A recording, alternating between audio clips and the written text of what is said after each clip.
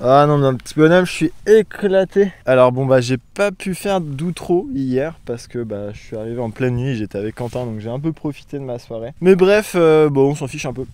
C'est parti pour le deuxième épisode. Aujourd'hui c'est une étape un peu plus courte, 205 km quand même, donc il va falloir enquiller un petit peu. Donc je pars de la Corrèze et le but c'est d'arriver jusqu'à Montauban. Je crois que j'ai à peu près 2000-2100 mètres de dénivelé, ce qui est pas énorme, mais j'ai l'impression que Komoot, eh bien, il sous-estime un petit peu parce que hier finalement j'avais 3000 mètres de D+, alors qu'il était annoncé 2400. Je suis toujours en Corrèze et c'est magnifique, j'adore ces paysages.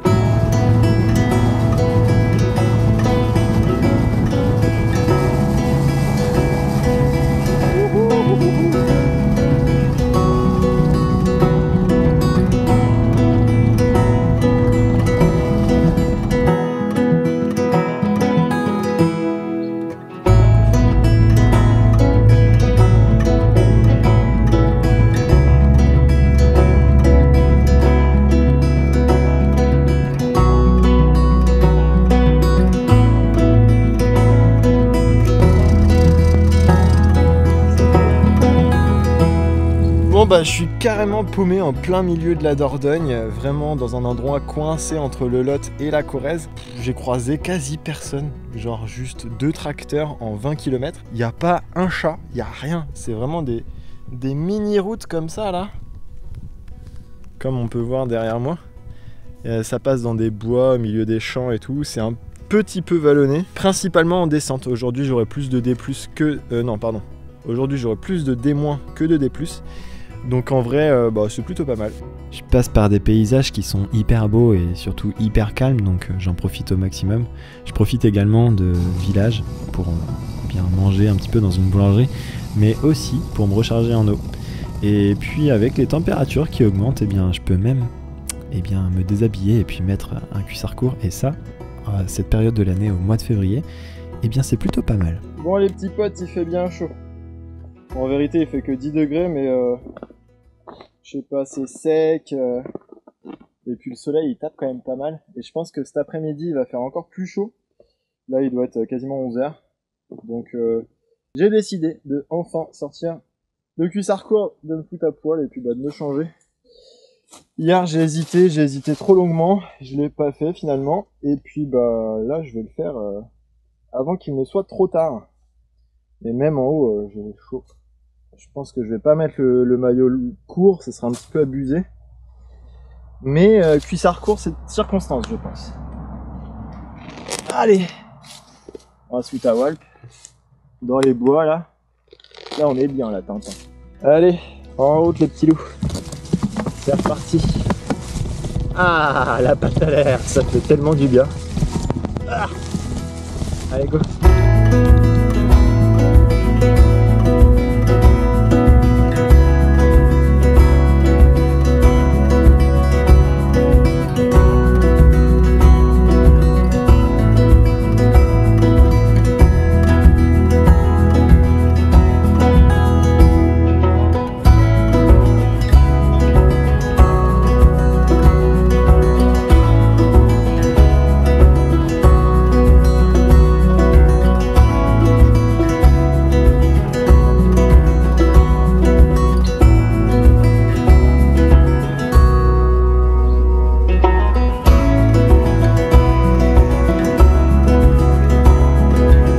Attention Benjamin la débrouille. J'ai un truc à bouffer là, juste ici. Et puis bah forcément j'ai pas pris de cuitochette ni de cuillère donc bah, je suis bien emmerdé, mais j'ai trouvé une petite astuce. En fait bah, je vais manger aussi un wrap. Il y a un petit emballage en carton. Donc bah, j'ai pris l'emballage et puis bah, tu le plies comme ça. Et puis bah, ça fait tout simplement une petite cuillère quoi. Hop.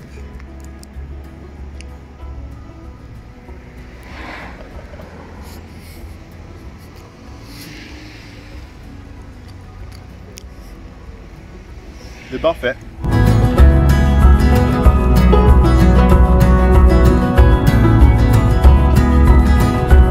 Il fait 20 degrés. Autant vous dire qu'il fait très très chaud.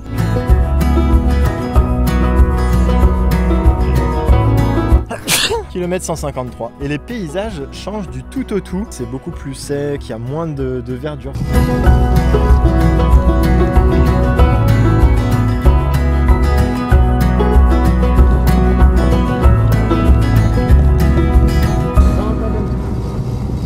C'est con qu'il y ait des voitures.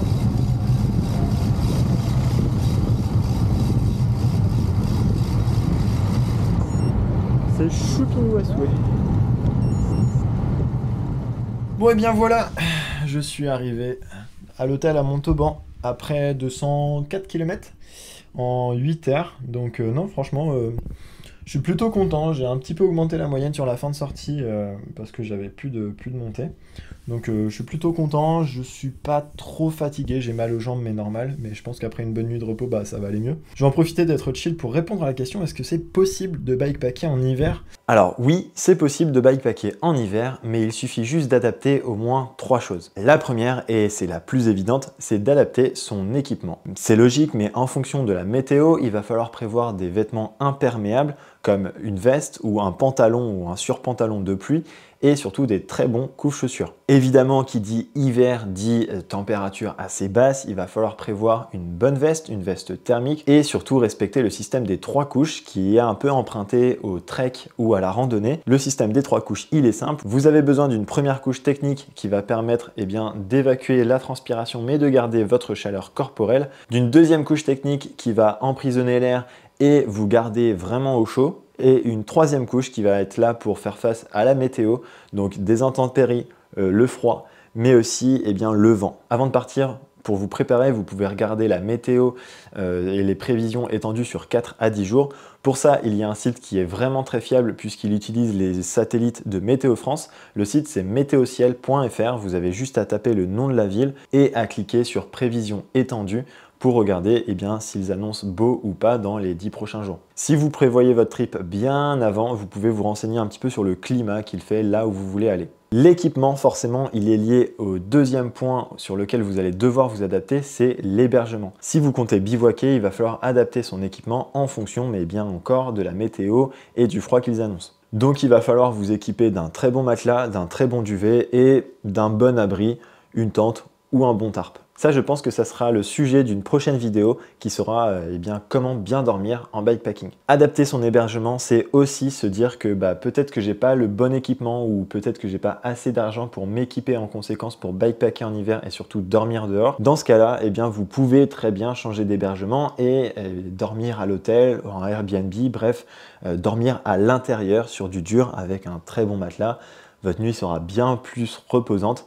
Par contre, ça coûtera beaucoup plus cher. Du moins, c'est moins rentable sur le long terme si vous faites que des nuits à l'hôtel plutôt que d'acheter une bonne tente, un bon duvet et un bon matelas. Ça permet de bikepacker en hiver et d'explorer des nouveaux coins, même par grand froid. Et enfin, le troisième point sur lequel vous allez pouvoir vous adapter, c'est votre itinéraire. Évidemment, si vous avez envie de bikepacker en hiver et de pas trop subir les intempéries et le froid, je vous conseille de plutôt aller dans le sud de la France, voire même en Espagne, en Italie, etc. Après, on a la chance d'être en France, d'avoir quand même pas mal de trains, donc vous pouvez vous rapprocher le plus possible du sud de la France pour bikepacker dans le sud ou en Espagne.